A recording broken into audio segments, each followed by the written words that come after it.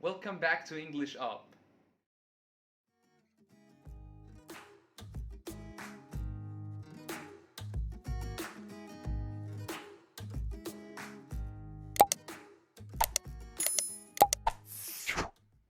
I'm Mohammed Nabil, and this is my series of videos to help teachers improve their teaching skills.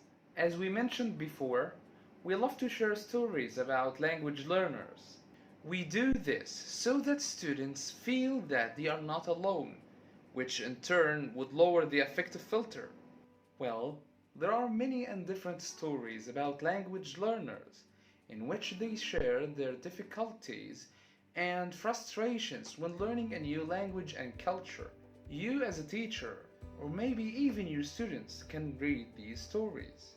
Having your learners read stories about what was successful and not successful is an excellent way to help your students examine and broaden their language learning strategies. After teaching your students about someone like Francois Gwen, you can invite your students to think about what learning strategies he should have used. Another useful way to help your students use successful strategies is by looking at the good language learner studies. A number of studies have tried to identify what good language learners do and what cognitive and metacognitive strategies they use in order to be successful. While not every strategy is expected to be successful for every student, helping language learners know what strategies are likely to be more successful can be extremely liberating process and give students motivation to take more risk. Good language learners predict. Good language learners will often guess or be invited to guess what the topic will be about. Students who are good at picking up on social or contextual clues often become better language learners. Use selective attention. Good language learners often pay attention to only a particular aspect of a lesson. They will decide in advance to ignore distracting information and pay attention only to what they believe is important. Prepare. Learners who prepare in advance often do better.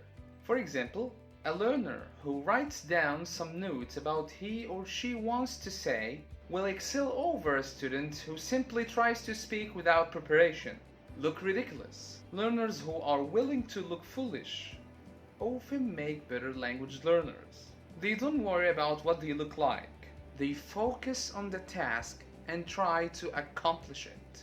Practice. Learners who practice are better able to master the language skill. Practice should be at the core of any real language class. Monitor. Monitoring refers to correction of your speech for accuracy and pronunciation, grammar, vocabulary, and appropriateness. A learner who pays attention to both form and meaning is often the best language learner. Ask questions. Learners who learn to ask questions to those around them and get answers to those questions are more likely to be successful. Take notes. Learners who write down what they hear and discuss are more likely to remember and better able to retain. Use imagery. Learners who relate new information to a visualization always perform better, especially at recall. Find an answer in multiple ways. Good language learners are able to find answers from dictionaries, teachers, students, and other sources. They don't get information from just one source. Use physical response. Good language learners can relate new information such as new vocabulary to physical action, and this helps deepen memory. Play. Good language learners always practice reordering a meaningful sentence by using words in a different way. Then play with language. Now, did you notice that as we went through these strategies, that some of the good language learning strategies are similar to good teacher strategies?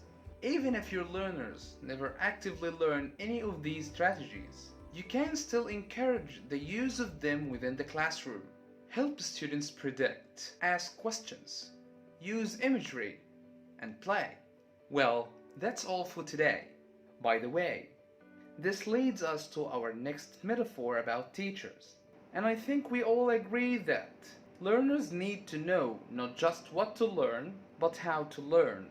And as a language teacher, you play a serious role in helping give them the correct strategies. In other words, you are guiding them along a correct path by encouraging them to go in certain directions. So always remember that as a teacher, you are often a trail guide, helping your learners along a path with obstacles and choices.